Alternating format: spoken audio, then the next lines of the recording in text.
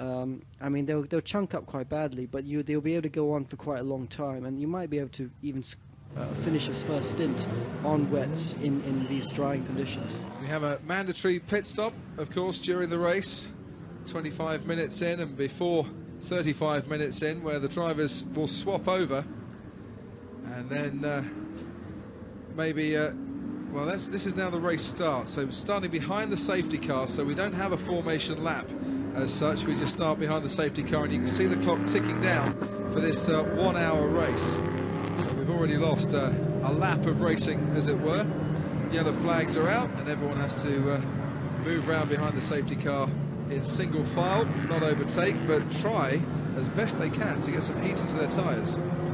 Yeah, they'll be trying to obviously get some heat in the tyres for the wet parts of the track, but if they're on wets, they don't want to be doing that too much, because the dry bits will tear them up quite badly. Very tricky in these conditions. I mean, as a driver, you know, normally in the wet conditions you move your brake bias to the rear because the fronts tend to lock up a lot. But if you're in these sort of conditions, you come to the dry sort of parts of the track, and you have to change your brake bias back. So you have to be very flexible, take different lines, and it's going to be very tricky for these guys. Now we've moved through the first sector, I can tell you, confirm it, Philip Geipel will be racing, and we know that, Farrago racing in that Lamborghini on pole. Then Martin Mazzi in the BMW, alongside him on the front row. It is Daniel Kielwitz in the Corvette, who is third, and starting in the other Corvette, Joachim Lambotti for the Graf Racing Corvette. Behind them on the third row, as we continue to ride in this Aston Martin Hexus, now we can see the Corvettes coming into view behind the Lamborghini and the BMW. Car number 17, Arnaud Vincent, will start the race for the for the Graf Racing team. Car number 25 alongside him, Giorgio Sanna. Charlie Geipel will take over after the pit stop. Car number 87, the Chad Racing Ferrari, just his teammate coming through there. It will be Giancomo Petrobelli starting there, and then Stefan Lemeray behind him in the Phoenix Racing Audi. You see the wipers going on right now. Obviously, in these sort of conditions, driving at the back of the grid is very difficult. The spray that these cars put up into the air makes it very difficult to see, and you can see the car in first place doesn't even need his wiper because there's no spray, whereas the cars a few further back all the way to the end of the grid have to have their wipers fully on because of the spray that's in the air. And that spray, I mean, the trees as well retain the moisture around here, so that spray is going to stay around for quite some time. And so will we see a dry line forming behind the safety car, and when will the race director decide that we're okay to get going?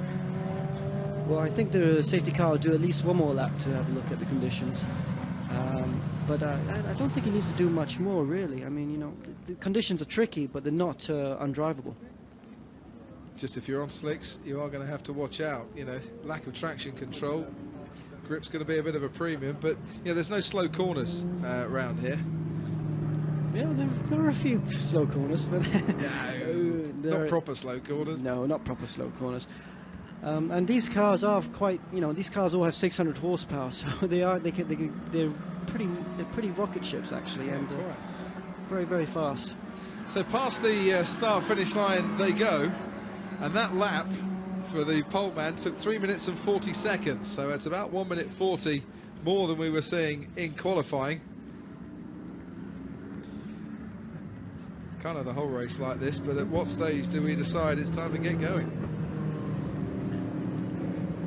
Hopefully we'll see the safety car come in after this lap, because I really do think the conditions are okay to drive. It is the same for everyone, and it's nice to see that everyone's wipers work. Already coming into the pits, just to let you know, as we ride on board with the Aston Martin Hexus, you can see it now, the Ford Mustang, Eric the Donker, the Donkmeister, coming in now, and I think they're changing onto the wet weather tyres. So they initially decided that slicks were okay, but now I think obviously the drivers got on the team radio and said, guys, I'm going to go off if we carry on with these. Yeah, probably the right call. I mean, it still is very wet out there, and although here on the start line we do see the sun peeking through, it is quite cool today, and I don't see the... Oops, look at that, a lot more rain coming down now. So we've got a bit of rain on one part of the track, but completely bone dry here on the main straight. So it's going to be very difficult conditions. But here, still in the start-finish straight, it's dry. So, but you know, it's obviously wet enough for the other parts of the track. But you do need those wets on because that's where most of the water is. Dry for us. They still won't let us out of this commentary box. I'd open the door. Oh dear. Try again, Dogster. Maybe we complain about it enough, someone will come and bring the key. We've got our packed lunch, got a bottle of water. I think they're going to let us out around about 7:30 on Sunday evening. No getting out, of course, of that Aston Martin, Luke Palliard. And you can see Luke when he comes to the straight there, he's trying to warm up the brakes. He's on the throttle, he's on the brakes, he's on the throttle, he's on the brakes. And let's just look at this Mustang. Isn't that a beautiful looking car? No, don't look at the Mustang, listen to the Mustang. Oh, fabulous. Yeah. I'd really like to see this car hopefully get to the end of the race. It's starting at the back, and it's now really at the back after that tyre change. But I think that was definitely the right call. Slicks in these conditions would have been too much. Yeah, especially if there is rain about. But we think our man on pole still on slicks in the Lamborghini. We didn't see any tyre changing. Now, the safety car will be coming in at the end of this lap. So you were right, Alex. One more lap and time to go racing. So this is now going to be very interesting indeed. If you're in that Lamborghini, if you're on the slick tyres, how are you going to hold off that BMW alongside you? Well, we'll soon find out at the start of this race, because if that Lamborghini is on slick tyres, he isn't going to stay in front for very long. No, quite. As they make their way now round towards the left and right chicane. Safety car will peel away. They go from about 70 kilometers an hour behind the safety car.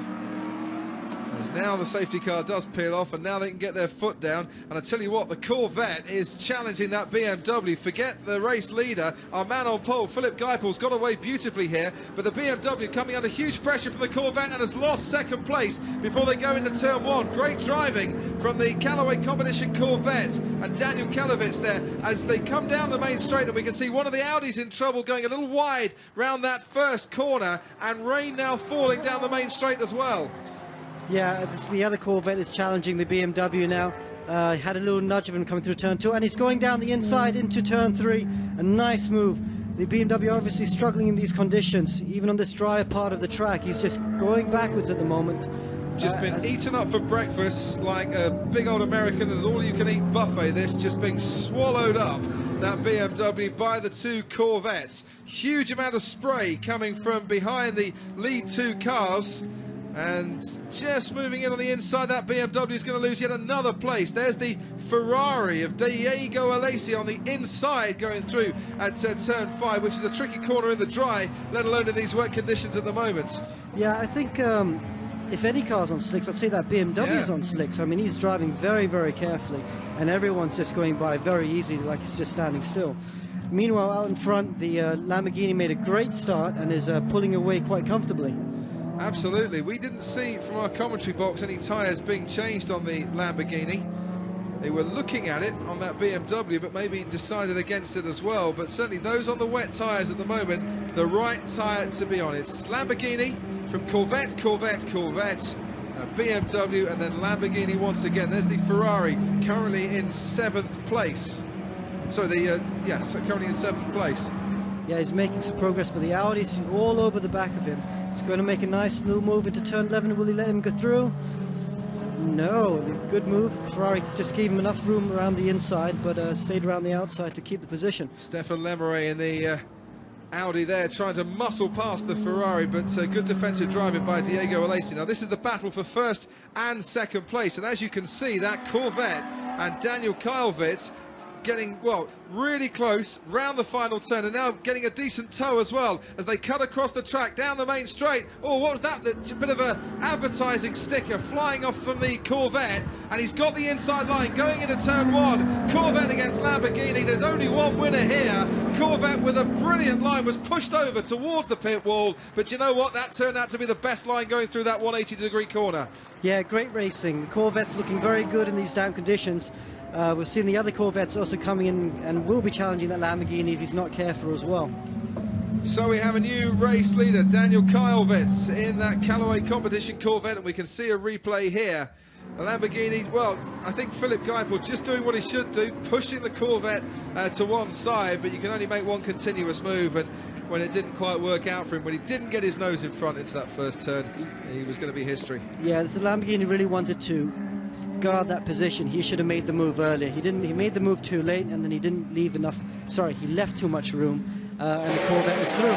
Car number 88 is one of the Ferraris, Damien Chevriat, I should say, in the pits already, and there's quite a few cars coming into the pits. I can see the number 21 Porsche now coming down the pit lane as well. The Porsche 911 from way down at the back of the field. Yeah, this the first of the Graf cars. The Chevrolet now in third position, getting closer and closer to that Lamborghini. And well, the Lamborghini's not dropping back too much from the Corvette, though. The Corvette is not running away with it just yet. Certainly not. We're into the 13th minute of this race. Corvette from Lamborghini, from Corvette once again, and there's that dip where the water will sit even when it stops raining here. Sunshine and showers in Brno, looking further down the field to one of the Audis, and then the Ferrari, 87 Ferrari, and this is the battle for 5th and 6th, and just behind the Ferrari, car number 7, making some decent progress once again in 7th, car number 6 I should say, making some decent progress once again in 7th place. It's Stéphane Lemaret who is putting that Ferrari under a lot of pressure. Back to the front, and you see the wipers going now down the start-finish straight, and this where is it's raining. It is definitely raining down the start-finish straight, as you can see on our lens. Yeah. Still the driest part of the circuit, and you can see all the other cars coming in for the pit stops. Fortunately, they're all going a lap down now. Slicks obviously was not the choice so far. No, quite. Anyone who started this race on slicks has got it wrong, as we see the Lamborghini being pressurised by the Corvette of Tony Stella. And Stella will fancy his chances maybe now as we go through the little kink on turn 2 and put his foot down and get past that car number 25.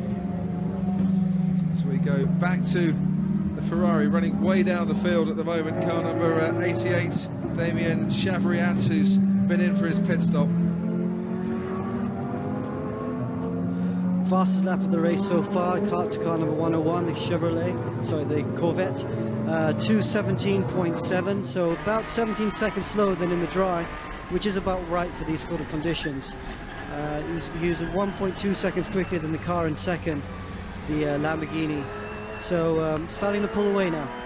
And we can ride on board in the Aston Martin. You can see how bad the conditions are for the drivers, who, unlike in the single seaters, Alex, do get windscreen wipers, but still not a huge amount they can see. And what's this? The Corvette now getting alongside that Lamborghini. He's going through it on the inside, and he just has the door slammed very much in his face, but he's still hanging on in there. Yeah, he'll try and now get a run on him through this turn 9, down this straight, and hopefully to turn 10. We've seen all the Corvettes really on the attack at the moment, and it just seems they do have a lot of grip, in mechanical grip, which seems to be helping very much in these conditions as the Corvette goes around the outside of the Lamborghini. Tony Stella has moved his way up into 7th place, and you can see over the course of the last 3 laps just how much he was gaining. Now managed to get past. He was definitely being held up as one Ferrari is lapped by another, and it's a good job he got out of the way as well, because Tony Stella was right behind Diego Alesi. Yeah, so that Corvette's going to have a go on that Ferrari on the run up to the second last corner. Yeah, just watching now as that Ferrari and Corvette battling towards the top of the hill. and just about holding his place, Diego Alesi. But now round the final corner we go. That Corvette is beautifully positioned to make a move down the main straight. He's got a great toe as well, right behind that Ferrari. Let's see which way he pops out. Does he go to the left or does he go to the right? Is he going to pop out? Has he got the straight line speed on the Ferrari? Maybe not. No, I mean, the traction of the Corvette out the corner looked really good, but doesn't seem to have the straight line speed of the Ferrari. I mentioned lots of cars coming into the pits. Car number 21 amongst them. That's, well, what's happened there? Oh, huge amount of confusion going on. Well, apparently this looks like the team manager's trying to stop him, but what they've done is they've put 2 slick tyres on and 2 wet tyres on. Seems to be a bit of a mistake with the mechanics. So the driver wasn't listening to the team manager and he went off anyway. And a violation of the starting grid procedure, which sounds absolutely brutal, but it means that cars 11, 20, 23 and 9 are coming in for a drive-through penalty. And I wonder if they were just working on the cars a little bit too late. Yes, that's highly possible.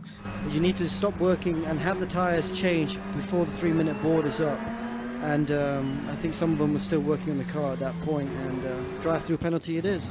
So we'll see the Muller Motorsport Porsche. We will also see car number 20, another of the Porsches. This is the track speed Porsche. Car number 23, the United Autosports Audi with Zach Brown at the wheel. Zach Brown to eventually take over from Matthew Bell on that car. And car number 9, the BMW Alpina, which was the one we saw going very slowly at the start. Started right on the front row and has dropped right out of contention even before that penalty. Yeah. And the weather conditions are getting wetter as we speak. Last lap, quickest lap just now was a 2 minutes 18.9. So we've lost a second from the lap time in just a lap. So it is getting wetter out there. Lamborghini and Corvette dueling away for second and third place. Now, that Corvette with Joachim Lambotti behind the wheel, just a little bit too far away as they come down the main straight now. But there's one of the back markers just getting in the, back to further down the field, I should say, as we just change our concentration. Look at 5th, 6th and 7th place, the battle here. Yeah, it's the Corvette in 3rd place right now. Needs to be patient. He needs not to try anything rash here.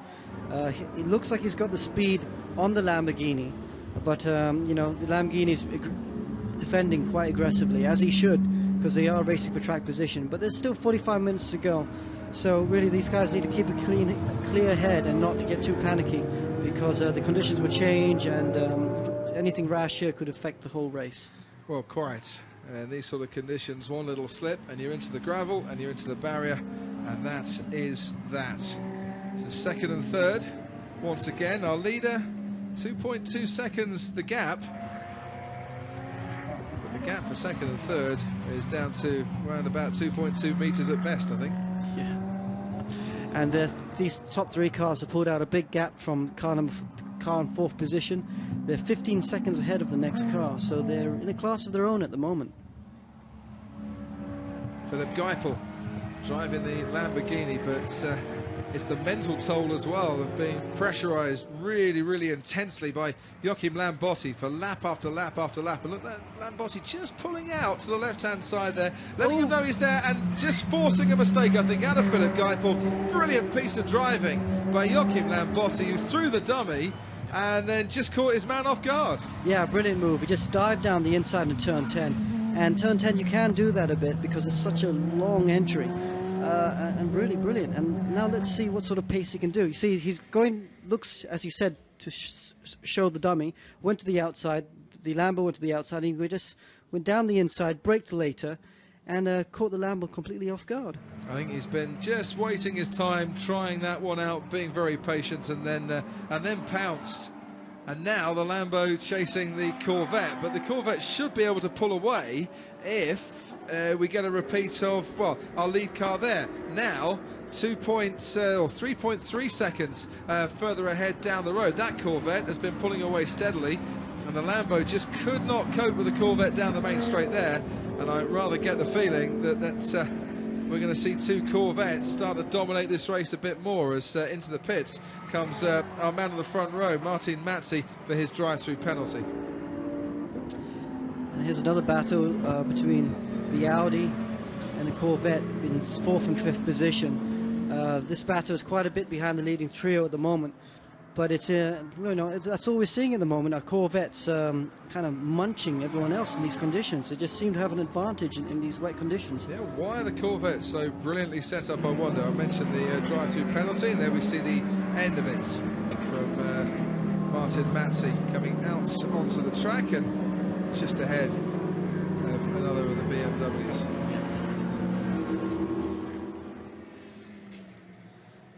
Just a clarification for that drive-through penalty. The violation on the grid was they used 2 jacks instead of 1. You're only allowed to use just the 1 jack, and that's why he has now come in to serve his drive-through penalty as we watch the Audi Sports number 6 of Stefan Lemeretz. I think part of the reason why these Corvettes are so good is they've always had very good mechanical grip, meaning that very good on the brakes, very good traction. And they have these big V8s in these cars which have a lot of torque, over 700 Newton meters of torque, which means they have a very good flat power curve.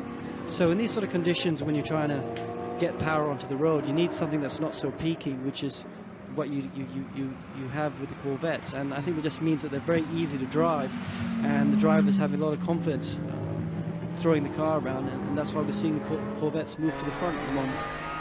On board with the Aston Martin at the moment, it's in the middle of the pack, 9th place for the number 2 Hexus, and there he is from the outside, just coming up and creeping up onto the Ferrari ahead of him. And I just wonder, he didn't quite get past. There is the Ferrari, and there the Aston Martin right behind there. Oh, he's going to get past the Ferrari now because he's done a major spin. Oh, and almost gets collected at the rear by one of the Corvettes coming through, Nicky Petrovelli. Yeah, very fortunate no one collected him there. But that Ferrari was struggling in the conditions because that last lap he did a 2:25. It's a good 6-7 seconds slower than the guys at the front. So obviously pushing hard, and unfortunately resulted in a spin for himself. A great shot on board of that Ferrari just spinning, and brilliant reactions from the Aston to avoid him and then get past. Hey, that's what these guys are doing in these cars, and that's why we're up here commentating on them, because our reaction's not quite the same. The gap at the top, by the way, just being whittled down a bit. It was getting up to 3.5 seconds, the 2 Corvettes, as we can see a replay now. Here goes the Ferrari, round about now. Starts to wobble, there he goes. Fantastic work there from Luc Pagliard to get out of the way. Yes, thanks very much, mate. So him and his teammate followed through, and now they're in 8th and 9th position, the 2 Aston Martins. But as you were saying just now, Crofty, the 2nd Corvette is slowly catching up on the leading Corvette. It's now back down to under 3 seconds, where it was above 4 seconds earlier on. Yeah, plus 3 seconds. But at the end of the last lap, 2.9 seconds, so maybe Corvette's going to start trading places. And if it is to be the best car, and it's looking like it at the moment, then thankfully we have 2 Corvettes out in front, and maybe the chance of a duel between now and the end of this race, which has, as you can see on our clock, 37 minutes to run. And the Corvette's team crew just waiting. This is where the second drivers start getting ready. You can see some of them putting the helmets on as they get ready, because the window is about to open and pit stop's about to start soon. You want to leave your pit stop as late as you can, though. I think it is still raining in sections of the track. Looking at the start and finish straight, I think, oh, as car number 100 has something of a problem. He was in 10th position, so Van Orange is now out. Not out, sorry, but he's not going anywhere soon. And let's have a look at the replay. This under braking for turn 8, just got a little bit too sideways, got the rears locked up. He's trying to overtake the Aston Martin, and quite lucky he didn't take out the Aston, and the Audi would crept through past both of them. Yeah, Manuel Rodriguez in the Aston, Bernhard von Orangi. The car what spun. As we've got a minute to go before the pit stop window opens, or the pit window actually open right now, as our display says. So that means the leader has gone past the checkered flag, and no, I'd want to leave it just a little bit to see how these conditions carry on for the next 5 or 6 minutes before you make any pit stop. Yeah, you're exactly right. You know, you want to leave it as long as possible because you want to try and have a feeling of what might happen. Because, I mean, if it stops raining now and the sun comes out, we could have a dry last 15 minutes of this race. So, yeah, leave it a bit longer. Let's see what the conditions are going to do, and then bring your car in and do the pit stop and make a decision on the tyres. I love this, Joachim Lambotti just giving the full beam and the flash to the Ford Mustang to get out of the way as he realises that he's about to start lapping. Car number 17 there, Arnaud Vincent in the Corvette, running in 5th place at the moment, but not too far behind car number 4. Sorry, car number 6, I should say, in that Audi, running in 4th place at the moment, Stéphane Lemeray.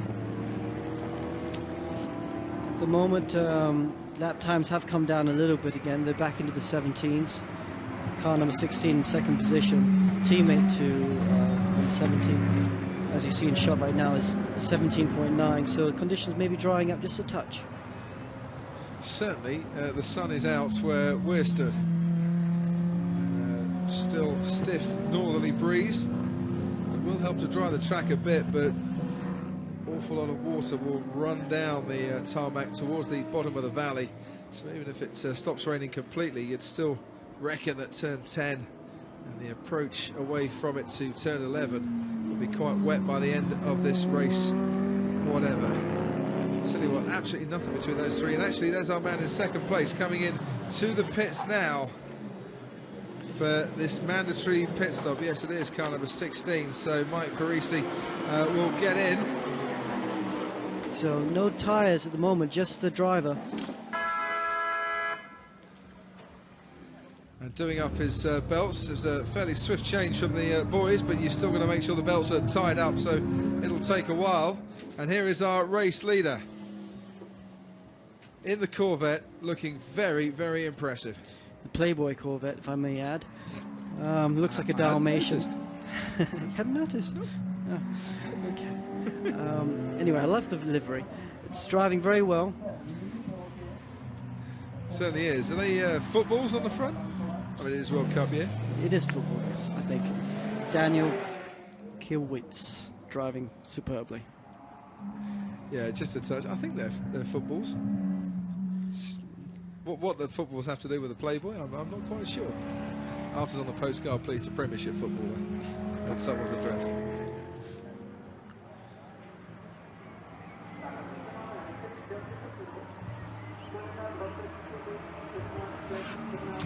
Okay, just so that you guys back at home are wondering, the pit stops have got a minimum time to change. You must take at least 65 seconds to change your drivers and your tyres, or your tyres if you wish, from pit in to pit out. So that allows your drivers to not take a leisurely time, but to take the time a little bit to make sure that they get changed properly. Because sometimes if you rush the driver change a bit too much, the guy's seatbelt doesn't get tightened properly or something like that. So it's just to make sure that the drivers are nicely strapped in properly when they leave the pits. And I think we might see our race leader coming in to the pits in a few moments' time. Philip Geipel to hand over to Albert von Tummontaxis. And there was a big difference between these two drivers in the 2 qualifying sessions this morning. And so that doesn't surprise me that the lead car is actually staying out for another lap. You want to get as many laps with the better driver as you possibly can. Because in GT3, drivers are allocated categories. So for almost professionals, you get golds, for down to bronze, and then down to silver, then down to bronze. And a gold driver is only allowed to drive with a bronze driver, and a bronze driver is only allowed to drive with a gold driver. But a silver driver can drive with a silver driver, but not with a gold driver. Just to even it all up, it's the performance advantage is even like a good handicap system, really, that seems to work. Yeah, exactly like a good handicap system, you know, so everyone can have a competitive race against each other. At the moment, the competition are being left floundering, and a big lead for this car here, Philip Geipel, but they haven't been in for their pit stop, so he needs to keep going, keep pushing that advantage as we watch now the changeover from 4th place, the Corvette, the number 17, the Graf Racing, where Arnaud Vincent will hand over to Armand Peyrolle, with the Audi just ahead of them. There's an awful lot of belt tightening needs to be done before they can get back out on the track again, where our race leader continues on his way. Actually searching for a bit of wet track there just now, which is kind of interesting. Must mean that it is starting to dry up a little bit. The sun is starting to come through. What happens when you have wet tires in the wet is these tires have a very soft compound, and when it starts to dry out, these tires can start to overheat. So when you see drivers down the straight searching for water, they might go offline a bit to go to the wetter parts of the straight to just make sure that the tires don't overheat. Question is, will our race leader be coming in now for his driver change? Because you don't want to change over the tyres if you can help it, but if they think the track is going to be dry enough, then he might just fancy it. He's coming now down the main straight, is he? Not quite. 6 minutes of this pit window open for our race leader to get in and out once again. That was the car that was running in 2nd place. And this is the first of our cars that are pitted at the moment. So Mike Parisi at the wheel of the man who's technically out in front, because you never know what's going to happen during the pit stop window. Yeah, of course, number 101, the Corvette is still staying out. We're looking at my window now to see if he's coming to the pit, but no, not yet. Also, just interestingly enough, new fastest lap of the race to go to number 9, the BMW B6. So obviously got into his stride now and is going very quickly. As car number 61, the Belgian and Dutch duo of Paul von Splunteren and Marco Holzer, just taking their time a little bit on that one, and we can now see what a pit stop looks like and a driver change looks like from on board the Aston Martin. And did you notice, Luke, a big car there, handbrake on and all that, but his belts are off by the time he actually comes into a standstill. Okay, and then now they've put it in seat insert. The second driver is obviously a bit smaller than the first driver, so needs the insert there to make sure he's close enough to the pedal so he can reach it. It's no point, you're not allowed, it's not like a normal road car where you can move the seats back and forth. The seats have to be fixed to the bottom of the chassis. So if you're a different size than the other driver, what you have to do is put in a seat insert. And now they're just tightening the belts, start it up, and off you go. Nice and smooth. And there they go. It kind of didn't even feel like 65 seconds to me, but I'm sure when you're the driver that's changing over, it feels like 65 hours as you can hear cars going down the main straight and away. And our shot goes the Exus Aston Martin. And we await more into the pits. This man already been into the pits, Mike Parisi taking over from Joaquin Lambotti, and the first of our cars that have made their pit stop in this race so far. And Parisi's on a fastest lap. He just set the new fastest lap of the race, 15.6. So he's flying. He knows he's got a chance to win this race.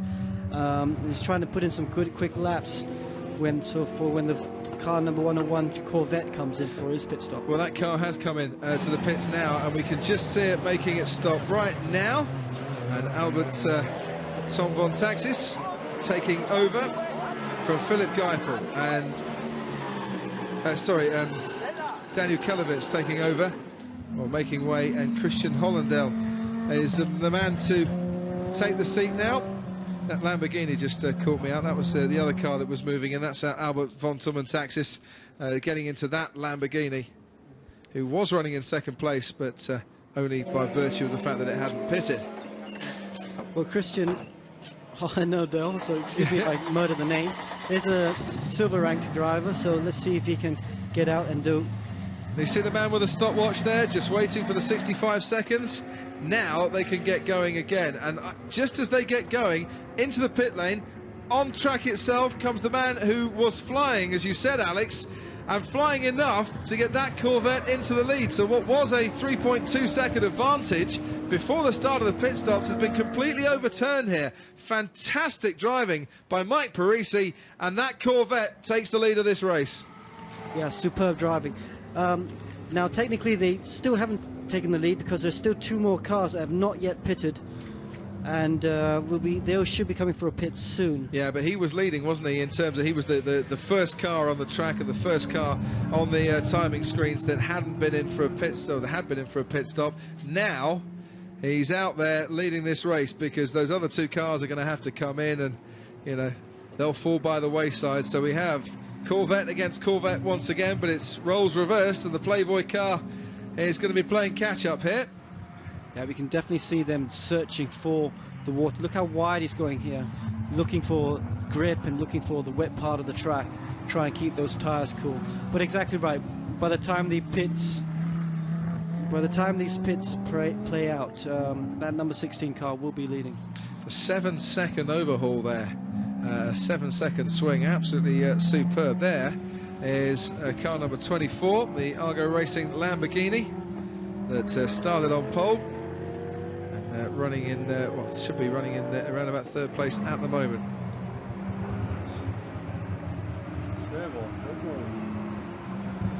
And he's also doing a good job. He's been quietly, you know, in the early parts of the race, was struggling to match the 2 Corvettes for time, but he's certainly doing a good job now, and is achieving some pretty good lap times. Not as quick as before, but steadily still out in front. Sunshine and spray here in Brno. The dark clouds have moved away, and it's a perfect setting. I wonder, is this track going to just start to dry out a little bit between now and the end of the race? This is the current race leader. Yeah, Stefan Lemeray, and switching over to Greg Franchi. So he gets in now. This is one of the final cars to make its pit stop. Is that slick tyres they're putting on? Yeah, very brave, putting on some slick tyres. Will this be an inspired choice, or will the track dry out enough for them for this to be a good choice? We'll see when they get down to turn 5, and if they go straight on, then it might not be the most inspired choice we've ever seen. But if they can actually manage to stay on the track, who knows? I mean, this part of the circuit we're watching now is definitely too wet, but there are other parts of the circuit, like the start-finish line, where you do see a dry line. And through the first sector of this lap is definitely dry. Great battle going on between the Audi and the Aston Martin.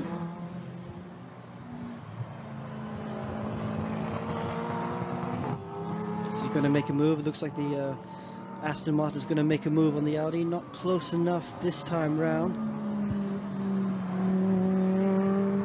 This is the Hexus AMR Aston Martin, and he's actually currently in 10th position and challenging for 9th. As past the start-finish line they go once again, and not being able to pick up much of a toe in that Aston Martin. You can see the dry line appearing there. Look how close he gets to the Audi, going into turn 1 there, and Aston looking an awful lot more stable, I think, through that 180-degree corner. Let's see if they... looks dry for this part of the track as well. Look, it's defending its line. The Audi's defending its line into turn 3. Aston not really close enough. It goes to turns 3 and 4. Freddie Mackey, who we'll see obviously in the GT1 race a little later this afternoon. Freddie Mackavicki, and getting some good practice out on the track at the moment, but stuck a little bit behind car number 33. That's Black Falcon Audi, with Johannes Stuck at the wheel at the moment.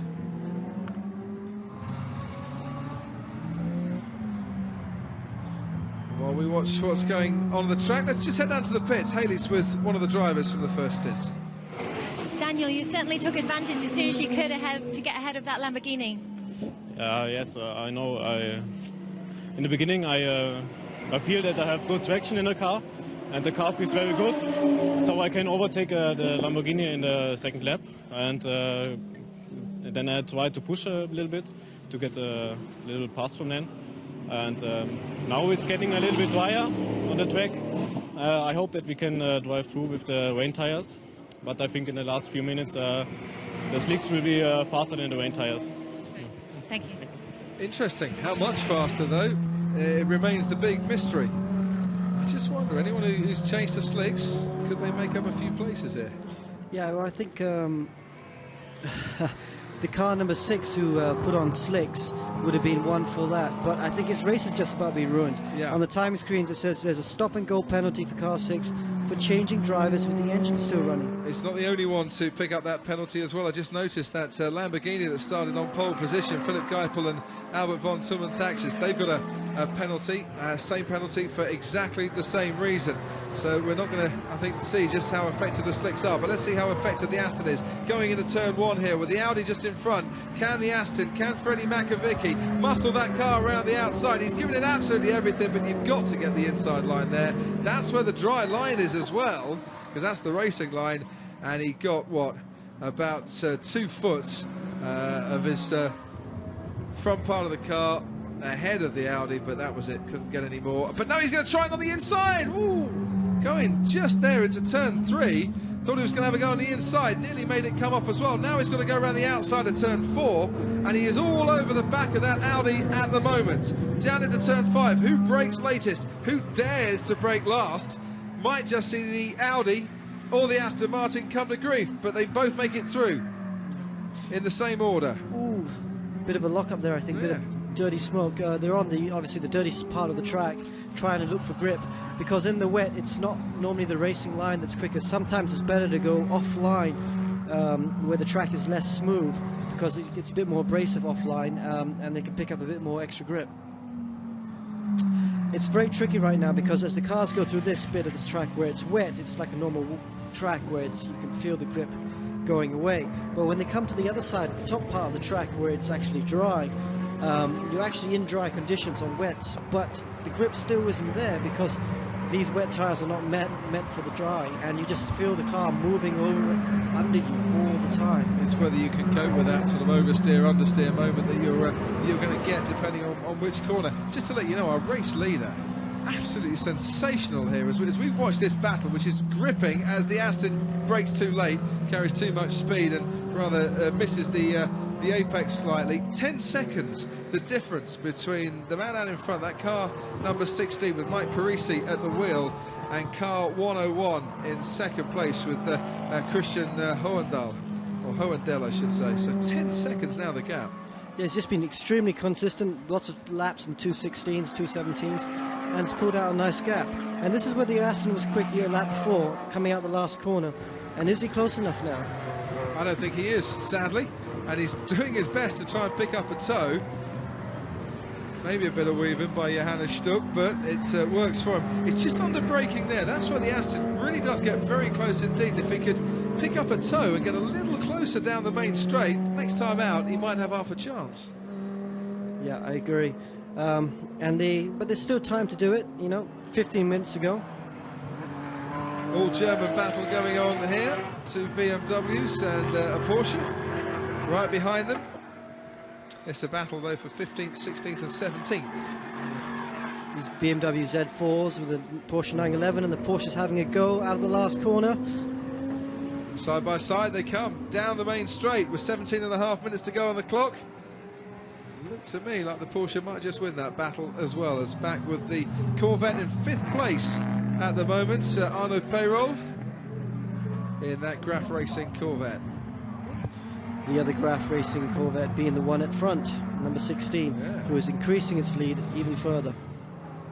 And still, the Aston and the Audi are locking horns with each other. 7th and 8th, a bit more dirty smoke coming out of the back of that Aston Martin. The Lamborghini just closing a little bit as well, because all the while this battle goes on, the Lamborghini behind is just getting inching closer and closer and closer, and might just be ready to pounce in a moment. There's a Corvette ahead of these two as the Aston tries to dive down the inside. Oh, not quite close enough to make that move stick. This is now getting into the wet part of the track, so the tyres working at their best down here, and the Corvette just moves over to one side as they come up from turn 10 through the chicane at 11 and 12 and further on up the hill to the dry part of the circuit. Wow, the car number 6, the Aston Martin, the car number 6, which was the car that put on slick tyres, the Audi R8, has just set the fastest first and sector, and by quite a bit. So it looks like slicks will be the tyre to have, and it could. Now this is the car, the Lamborghini, that was running in 3rd place, started on pole. and has served its drive-through penalty, and still running in third place at the moment. The timing screens we've got say that Argo Racing car is still in third place, but I'm not quite so sure that's right. 22nd the gap. As, if a drive-through penalty, I might believe it, but a stop-go penalty, no. But the car number 6, the guy who was on slicks, don't forget that he has yet to serve his drive-through penalty, because we can see from the timing screen that he's he's in the pit lane now to serve his stop-go penalty. Yeah, we just see him right in front of us now. Which is such a shame, because the way he was going with those slick tyres, I would think he was a dark horse to try and take this race win, because there's enough time in this race for him to close that gap.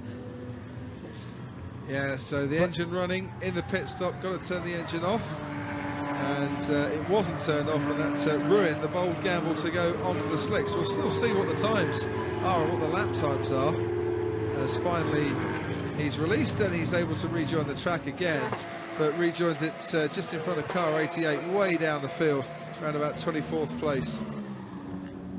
I think he might have... And it's a shame though, because he's now 1 lap behind. Now, is there enough time? Because the slicks are going to become 4, 5, 6 seconds a lap quicker than the wets, even more. And is there enough time remaining for him to unlap himself and catch up with the leaders? Only if he's Speedy Gonzalez or Billy Whiz or both. Not that you probably know about Billy Whiz. You see, you've got to be a Beano reader of old on that one. 2 BMWs in front of us. Car number 76 running way down the field, 15th and 16th place. This 76 is the Need for Speed by Schubert Motorsport BMW. They're both the 2 teammates. His teammate ahead of him. These Z4's cars are pretty, they didn't qualify so well, but they're coming through the field a little bit better, now in 15th and 16th position. Just getting a little bit of slide around that turn as well. They look the business, and so does this man, our race leader. I think just being unlapped by the Audi here. No, Crofty, yeah, this is the Audi unlapping himself in the slicks, and just this is perfect. I hope we stay with this for a while, because we'll see how much quicker the slicks are than the wets in these conditions. Because this is, by the way, the wettest part of the circuit. So at this part of the track, you shouldn't see much of an advantage. But come the top end of the top part of the track, he should be absolutely flying. Greg Franchi in the Audi, and already just starting to pull away a little bit from our race leader in the Corvette.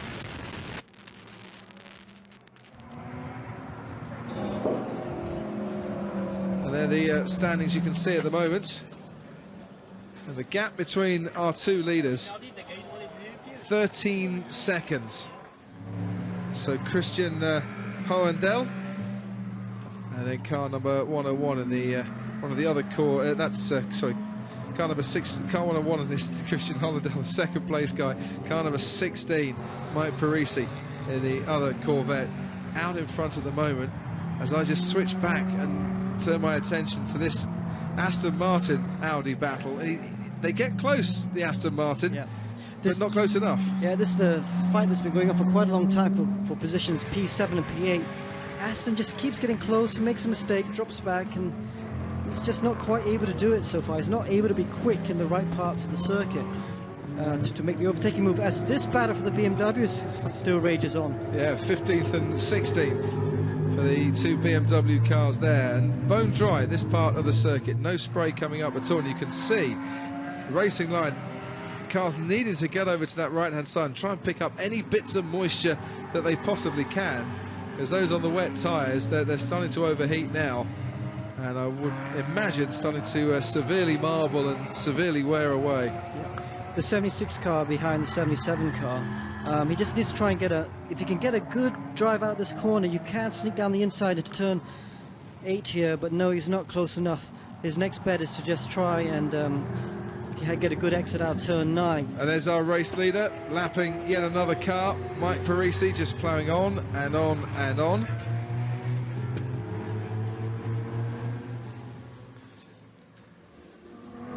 The 77 BMW was behind the 76 as the leader comes through to lap them both, but the 76 BMW has obviously found some lap speed and was trying very hard to get back past the 77 BMW. Just looking on our timing screens at that car number 6 on the slick tyres at the moment, and already round about 8 seconds quicker on this lap than the cars that are around him, but down in 19th place at the moment. Sadly, I think he's far too far away to make a huge impression on the top 10, but you never know, he might just be able to sneak into a point scoring position. Our race leader at the top of that quartet. And back to the Aston Martin now, and then the Lamborghini and the Ferrari with a Corvette ahead of them.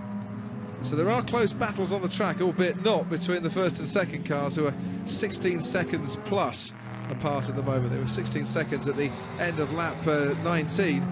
Our racing has just completed lap 20 as the Aston Martin tries to dive down the inside here, but no. Audi once again just keeping out in front. It's a great tussle, this. Well, this battle for 7th place is going to turn from a 2-car battle into a 5-car battle, because you can see the 3 cars behind are slowly coming closer and closer to this fight, and this is going to be a great battle over the last 10 minutes of this race. We'll see now as they head down the straight. Still those windscreen wipers going. The guys could do with turning those off, because there's not much spray, if any spray whatsoever, coming up. Lamborghini ahead of the Ferrari. Diego Alesi in the Ferrari. Oh, just getting a bit sideways, the Lamborghini, and yeah, I thought he made a bit of a mistake coming out there. The Ferrari tries to dive down the inside, muscles his way past, gives the Lamborghini just a little nudge, but the Lamborghini has got the inside line, and Diego Alesi tried his hardest to squeeze past there, but that inside line saving the Lamborghini on this occasion. Now they're pretty wheel to wheel going up the straight before the final chicane. The Ferrari just squeezes ahead and moves itself up into 8th place, into 9th place I should say. Cracking little move there through 3 or 4 corners and a couple of straights. Yeah, great driving by Alesi. Now he's going to set his sights on the Corvette in front of him, and then it's a great battle between the Aston Martin and the Audi. Aston Martin is through, and it's what, 6-7 laps that Audi has held the Aston Martin at bay, but finally Frederick Makovici manages to get past and moves himself up into 7th place. Johannes Stuck came unstuck with 8.5 minutes to go. You're a poet. The Chevrolet is closing in on the Audi now. The Chevrolet will be the next car to have a go, but he's got to be very careful. He's got a very fast-moving Ferrari in the hands of Alesi, catching up both of them. Meanwhile, BMWs, Audis, BMWs, and that Audi there that we've been focusing on for a while, making his way mercilessly through the field. And will come up now to gain, I think, a couple of positions on this lap alone. He moves up into 17th place, and is lapping, well, at the moment, round about 8 or 9 seconds quicker than anything around him. Yeah, this being the Audi in the slicks, and you can see how much quicker he's got, just more grip. He's able to get in the power earlier. It's great as a driver to be in this position, because you suddenly feel like you're Superman. The car's just so easy to drive and so much faster than anyone else on the tyres. Yeah, forget lap 18, but since then, 9 seconds on lap 19, 7.5 seconds on lap 20. Those lap times, 2:21, that he's putting up with, whilst overtaking as well. Our leader's last lap was a 2 minutes 17. But he's got clear track ahead of him, and guys moving out of the way. Yep. And it's actually the slick shot Audi is about to unlap himself on the leader. Gosh, I bet he wish he had half an hour of racing left to go still. Just a touch, or he hadn't got that stop-go penalty, because this would be the car to really focus on had the penalty not arrived, but it was their own fault, leaving the engine running. So he just has to be careful now as he unlaps himself. The leader should not panic at this point. Hopefully the team has been on the radio to him and say that the Audi is not fighting for position and he's just unlapping himself, and to let him by. Because, you know, sometimes when you're a leader, you see someone going faster than you, you're not going to give up the position. So hopefully the team has told him that the Audi is just unlapping himself. Well, here comes the Audi now up onto the back of Mike Parisi and the Corvette, our leader. And yes, the Corvette just out of turn 6, makes way, says thank you very much, off you go. You've got 6 minutes and 20 seconds to overtake me for position. Because at the moment you're, well, you're exactly 10 one lap metres behind. under a lap down, yeah. Corvette then leads from Corvette. Top 3 for Corvette have been the dominant car here. In fact, 4 of the top 5 all Corvette at the moment, from 2 Aston Martins And Johannes Stuck in the Audi now running in 8th, Diego Alesi in the Ferrari running 9th, and Lamborghini. 2 Audis sandwiched by, well, with a Ford in the middle of them. 2 Porsches, the BMW, and that's car number 6, 2 minutes and 10 seconds on its last lap. At the moment, fully 10 seconds faster than the guys that are on the wet weather tyres. Just not enough laps for him, is there? No. He's got 3, hasn't he, to try and move up a little bit. But this is the race leader we're watching now, number 16. Driven superbly, you know, made a good charge up on the first lap to be 3rd, then took the Lamborghini, and then in the pit stops took the leading Corvette, and has been leading comfortably to stretch the lead, and now lead of 17 seconds over his rival in the other Corvette. Well, ever since Mike Parisi got into the car, it has been absolutely flying. Not that it wasn't really beforehand, but since the changeover has really upped its game. As Audi from Ford, car number 3. This is a battle for 11th position. And looks like the Ford GT is going to try and make a move on him into turn 11. He's left the door open, he might as well step in the Ford. Go on, son, and he has. Now, that Audi couldn't have been any more inviting for that position there than he actually was. That was a gentleman's excuse me if ever I saw one on a racetrack. After you. Good no, move. Please, after you. And the Mustang carries on its way, rasping and growling and spluttering up that hill. Yeah, it was a race for wet weather tyres at the start. Definitely worth a gamble going on to the slicks for the latter 25 minutes or so. The 2 BMWs still fighting it out, scrapping it out, down in 17th and 18th place. Well, it looks like the 76 car has got back past the 77 car, but he's not pulling away. 77 car still trying very hard to get back past his teammate. They're having a great scrap, aren't they, these two? Aren't they just? Absolutely fantastic. 17 seconds, the gap between our first 2, but about 7/10 the gap between these 2 at the moment as they come up towards the end of yet another lap. And I wonder, that 77 can get some good traction out of this final chicane. He might fancy his chances down the straight. We shall see. There's some cars out there on some very worn, wet tyres at the moment. They'll be completely destroyed by now. They'll be almost looking like slicks by this point. Quite. Claudia Hurtgen, I should say, in car number 77.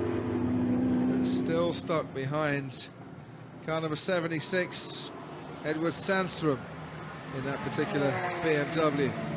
Half a second the difference down the main straight.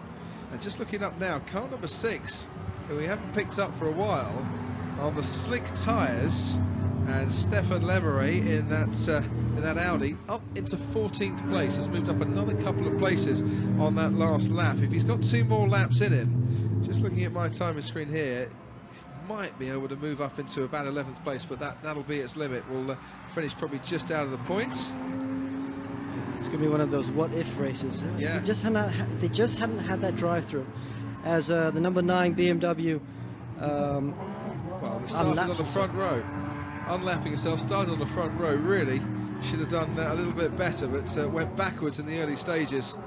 Not on the right tyres. Well, actually, sorry, he's made so much of progress that he's actually taken these cars 4th position, and now he would have moved up into 17th position. So it was a bit strange because in the first few laps he didn't have the pace, but then just before the pit stops, when it still was wet, he was a lot quicker. I just wonder if that has anything to do with being on the wrong tyres at the start. Possibly. Yeah. Shouldn't take a genius to work it out, really. So getting towards the latter stages of this race, and at Corvette, they're ready to celebrate a 1, 2 and 3. Some party that's going to be. The Lamborghini spoiling the celebrations by getting ahead of the 4th highest Corvette. There's our race leader, Mike Parisi. Loving this feeling, I'm sure. Yeah, it's really a great result for Corvette. 1 more lap to go. Just dominating car in these sort of conditions, you know. So it's also something to look out for in the GT1 race to see if the Corvette goes as well if the conditions are as this difficult. There goes that Audi once again, and there is our second place man, Christian Hoendel. Now, yeah, that's same 17.8 seconds in the lead. And he starts his final lap. Mike Parisi, meanwhile, he's probably through turn 4 at the moment. Just well on his way. It's a big championship points as well. 25 points for the winner here. And Mike Parisi with his first win of the season on the cards. Well, they did say they were very confident going into the race, and it's worked out very well for them. They obviously knew that their car, would be strong in these conditions. And there is our race leader, driving serenely. He's about halfway through his last lap, going through turn 7 now. What a great feeling after such a difficult race, make all the right calls and beat there at the end. You had the feeling yourself here once upon a time. Not too long ago.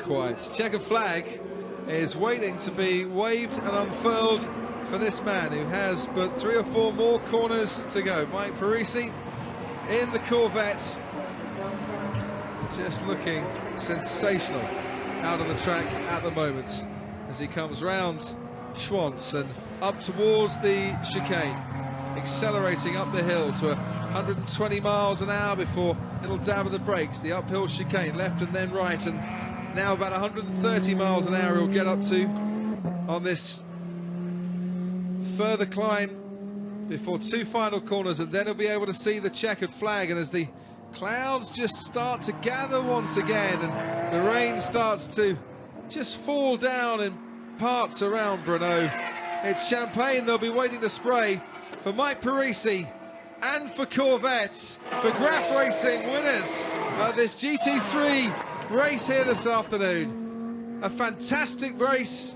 for that man, for that team, but an even better race for the brand itself, because it's not just Corvette standing at the top of the podium, it's going to be Corvette number 2 on the podium as well. There it comes right now.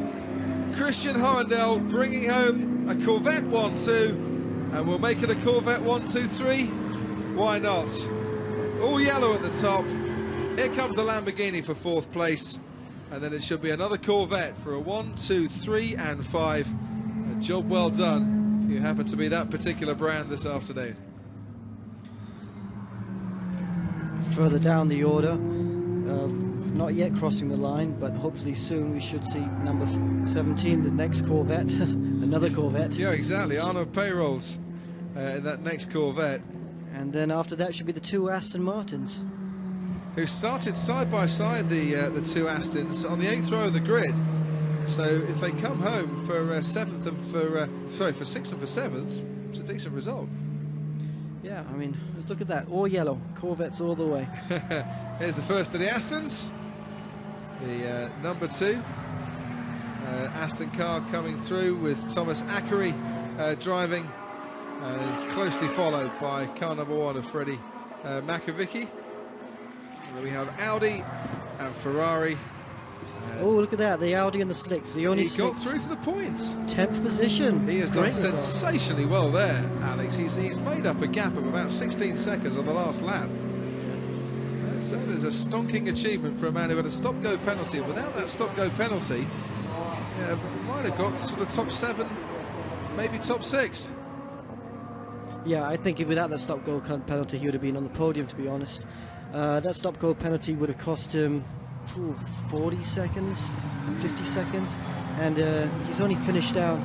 He's finished about that amount down on the leader. So it's a really, really good drive by them, and they'll be kicking themselves that they made such a easy mistake in the pit stop by leaving the engine running during the driver change. You win as a team and you lose as a team, though. So there'll be no recriminations, I'm sure. But it is an easy mistake to make in the heat of the moment. You know, when you're trying to get changed and swap over drivers as quickly as possible, and you want to get yourself in there as comfortably as you can before you go out as the second driver. It's a very easy mistake to make. Fortunately for Mike Parisi, it was a simples pit stop, no problems whatsoever, and he makes his way now into Parc Fermé. where the Corvette boys and girls and the Graf Racing team will be waiting for him. And already just a few smatterings of applause before he even stops that car and parks right outside numero uno. Some whoops and hollers. Proper celebration. And it's great actually to see a race go through to the end without any complications. You know, it's been a difficult day so far with difficult conditions and stops and red flags. Well done to everyone. So there you are, the standings, 18-second, the winning margin for Parisi over Hohendel, and a further 24 seconds back to the third Corvette. And they're just looking here. It's going to be really interesting when we see our 10th place man who was on slicks in that Audi. Just what the gap was, 1 minute 28 back to the Ferrari 430. And yeah, 1 minute 32 for the Audi R8, so maybe take 40 seconds, 45 seconds off that. Wouldn't have troubled our leaders, but certainly would have forced his way up with a few more points. Lots of Audis, 10th, 13th and 14th. And the German car's not faring quite so well here in Brno this afternoon. BMW Alpina ended up in 16th position, so he had a bit of a drive back up after the wrong tyre choice and then problems with the drive-through penalty as well. And the rest all a lap or more down, and I think we can go down into winners' row and hear from the winners. How was that for you? It was quite a fight out there. The qualifier was difficult because our car is not the fastest car for this exercise. But during the race, my driver Kim did a very good job. We've never driven this car on the wet, so it was very. I was very anxious because it was very difficult, and I did the first lap were very fast, and after I worked with the others. Yes, so it was a good race, and I'm very happy and proud for my team, my sponsors, and myself too. So thanks everybody. Thank you, Mike. And Joachim, how was your stint? It certainly was great to watch you take over everybody there. It was the first time for us on the wet, as Mike said, and it was a great feeling. The car was fantastic, and I'd like just to congratulate Mike because he's an amazing driver, and my team, Graf Racing, first year in FIA GT Championship, and we're here. So thank you, Jean-Philippe Brand. Thank you to all my team. Thank you, and see you next race. Cheers, guys. Thank you. Choki Lambotti and Mike Parisi are two winners at Corvette, and I think they can wander off now and enjoy the rest of the day. Alex, it's a great feeling when you're a winning team. Yeah, and it was a really good drive. You know, I talked about it early on in the race that they had to be very calm and collected and not make any mistakes, that they did. Took the time past the Lamborghini, showed good pace before the pit stop, and then after the pit stop, you know, tremendous pace to easily take the lead, and then just stretched it nice and comfortably, and didn't put a foot wrong. So it's yellow flags all around, but not because someone's got a problem. It's because the Corvette fans are ready to celebrate here. The all yellow of the Graf team, the all yellow of Corvette, celebrating not just a 1, but a 2 and a 3 in this GT3 European Championship race.